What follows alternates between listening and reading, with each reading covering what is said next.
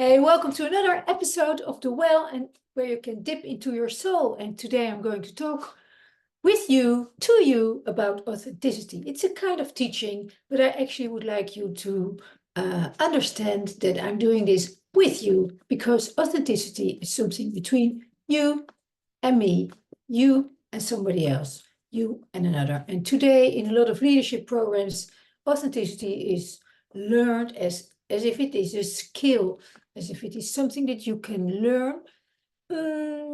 I'm a little bit in between of it. Yes, it's actually at the heart and the core of all my services, my programs, in what I bring out into the world and what I encourage you to bring out into the world. Um, Yet rather than adding it on to you as another skill or something to learn, I would just like to say maybe some things can be peeled off of you, some conditioning, some cultural norms and values that are no longer serving you or are actually not serving the you that you truly are. So authenticity, yeah, um, being true to yourself, isn't there not something more beautiful than that? I mean, you are unique.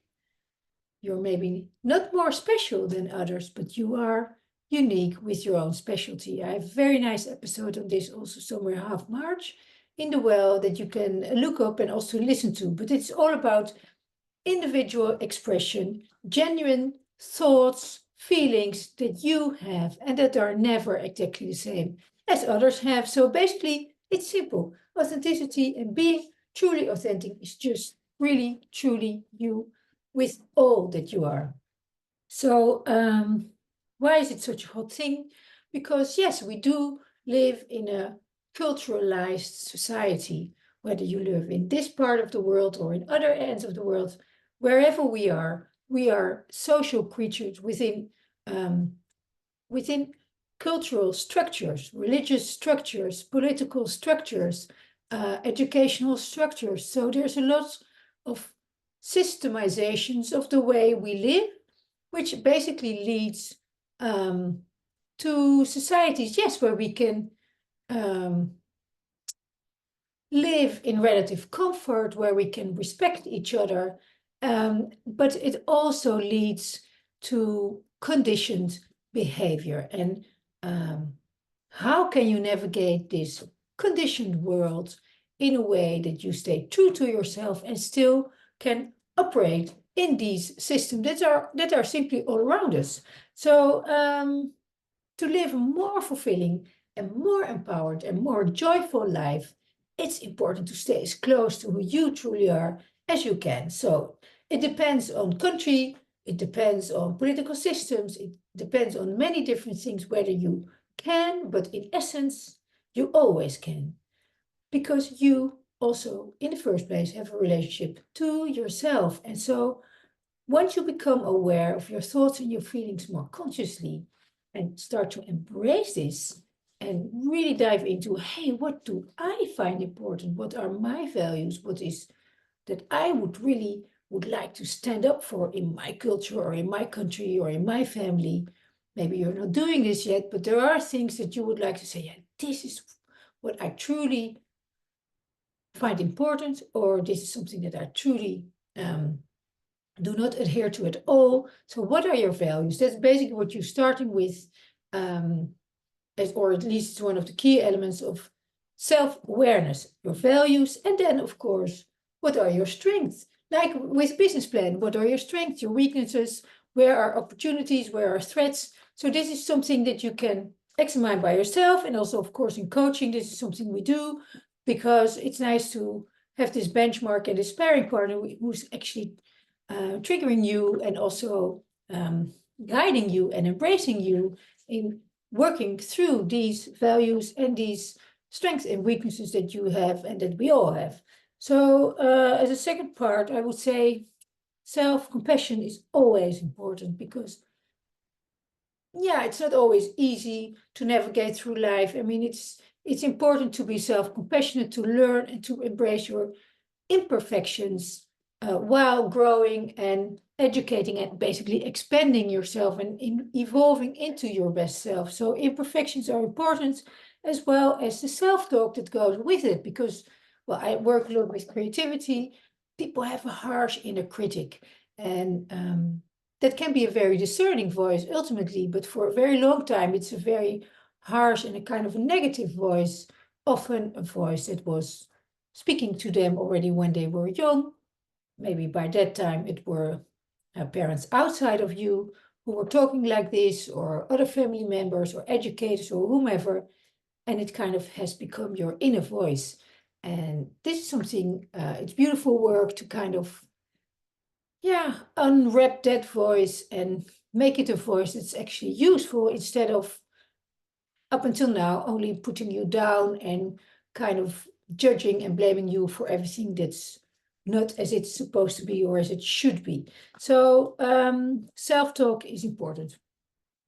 The third element, it's of course boundaries, always boundaries. What are boundaries? It's not to push others away, it's really to safeguard your own peace, the space you need to feel good, so that you can show up great and in greatness to others as an inspiration, instead of somebody who is nagging and complaining and doing all kind of things for other people. No, boundaries are important. They're to safeguard your being, basically, and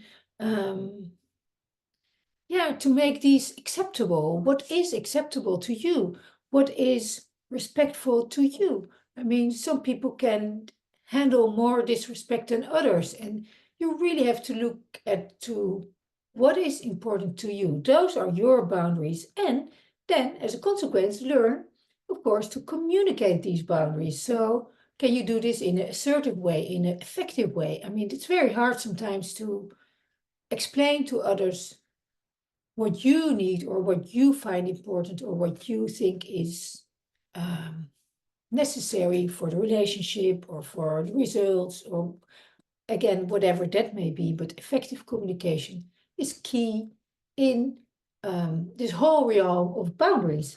And then, yeah, when you have this kind of all put into place, or on your worked out on your paper, then you can say, like, okay, but what then would I like to say? What am I not saying today that I would actually like to express more of, or debate more on, or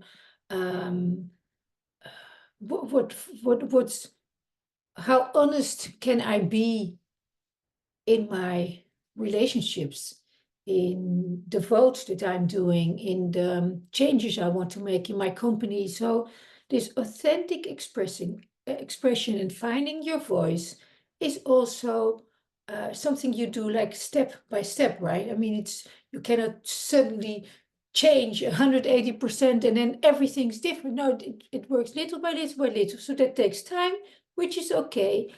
I would say most important thing is that you are honest to yourself and open up this honesty to the world and the people, of course, around you. So what's truly helpful is when you want to start to practice finding your voice, being more open, being more real, being more honest, is to use actually the arts, the creative expressions, as a means to practice also with it. It can be through painting, through art, through music making, through poetry, writing, journaling, all these things that kind of are here for you to practice your self-expression, and then see, like, hey, wow, that feels good. You know, I just wrote this. Maybe now tomorrow I can also say this. And also practice saying things out loud, things that you're not used to do, used to say. Yeah, why not? Just share it out loud already to yourself, in a mirror, on paper. Those are practices that sound maybe a little bit almost childish, but they're not, because if you're not used to expressing your own voice, if you've been living in pretense for a long time, if you've been wearing this culturally acceptable mask, and then suddenly you take it off, you feel very naked, you feel very vulnerable. And so practicing there's no shame to that. It's actually very smart to do. So, and then to kind of motivate yourself and to really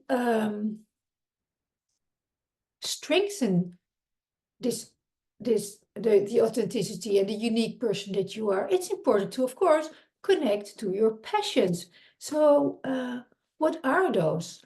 Identify your passions. What are the things that you really like? Maybe you love to watch movies, or maybe you love to read, or maybe you love to be hiking in the mountains. I don't know. What are the passions that really fire you up, and how can you incorporate those and even more of them into your life? So like integrating those. So I have a very nice, super easy PDF that you can use for it. Like I call it creativity time. So what are the passions that you really would like to do more of, more regularly? Because those are big keys to more joy and a more purposeful and fulfilling way of living. So this is what it in a nutshell what I would like to share about authenticity. I'm trying to keep these trainings, these teachings about like 10 minutes, 10, 15 minutes, but genuinely living a fulfilling life is, of course, only possible if you are truly you. What a waste it would be if you never discover what potential you have, if you never own that power, that uniqueness that you can bring to the world. Can you imagine the change that you can bring to your environment, to your family, to your culture, for good, for greatness, for life? And this goes by small steps and sometimes some bigger leaps, but expressing it with confidence first to yourself, like, yes, I want this. You can do this with a whisper, with a creative expression on paper, or again, as I said, in music or that kind of things, and then expressing them, practicing your confidence. I mean, it's really possible. It is so beautiful. It is so worthwhile. Don't become part of the statistics of the people that, when they're almost dying, say like, oh man, I wish I had been more true to myself. No, you don't need to wait that long to get that insight. You can start today. That's what I wish upon you. And I wish you a lovely week, becoming your authentic self, honoring your power, your God-given power. Um, do it. You'll be so happy you did. Have a great day. Have a great week. Bye.